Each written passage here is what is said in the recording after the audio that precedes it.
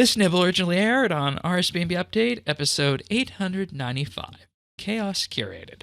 Enjoy. But in that case, anything else on Moya, endgame-wise, about what she might be up to with this? I genuinely don't know what she's up to.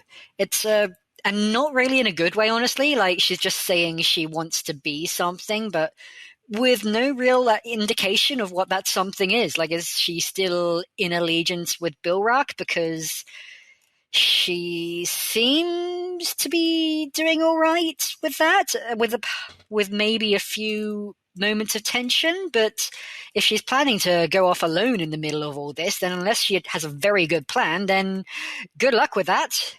Yeah. Okay. Yeah, I think we didn't. I think it's fine if a quest doesn't necessarily give you clear-cut answers, but it almost feels a bit like Moya herself is sort of doesn't know yet what's going to happen, right? Like, it feels all a bit, okay, what now? Like, nobody seems to really know anything more. Like, there's no...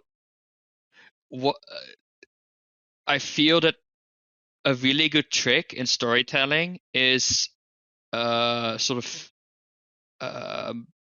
faking complexity, right?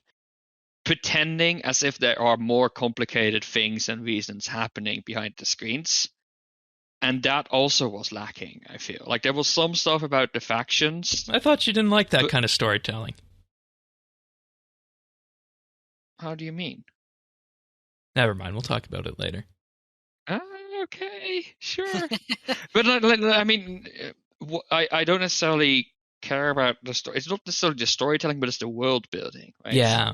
As well. I mean, and there was there was very little character building and world building happening in this quest. I mean, why does Trindine want Avarice captured? That was where I wanted to go next, actually. What did you guys think of where Trindine appeared, or when Trindine appeared and mentioned that wanted Avarice captured? Because I feel like we should discuss that, move on to Adrastea, and wrap up, because there's not too much else to say. Poor Twin Furies. They were originally triplets, and now they're just down to one. Well, my question to you, like, what was your feeling about Trindine showing up? I was a bit like, again, because it feels a bit like they're overusing that character, and does now every shady character need to be Trindine? I think that would diminish the moments that she does actually show up. And it's always there's always that nugget in your head that Trindine is related to Zaros and was freed from the prison at Caradat.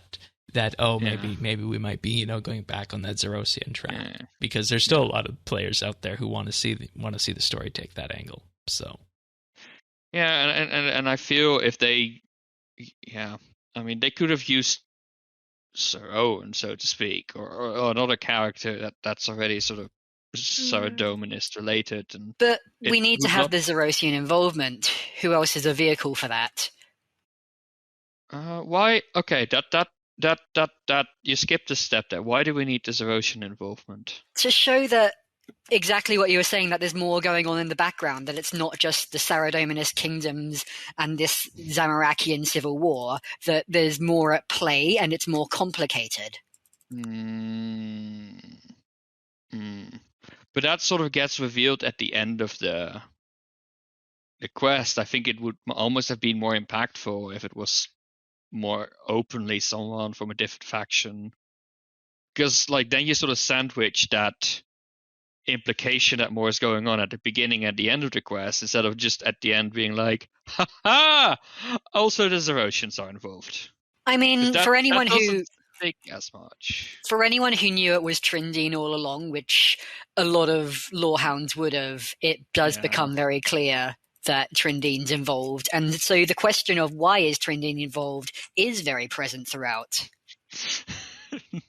Who is Trindine? Why is Trindine? It's all a Zarosian plot.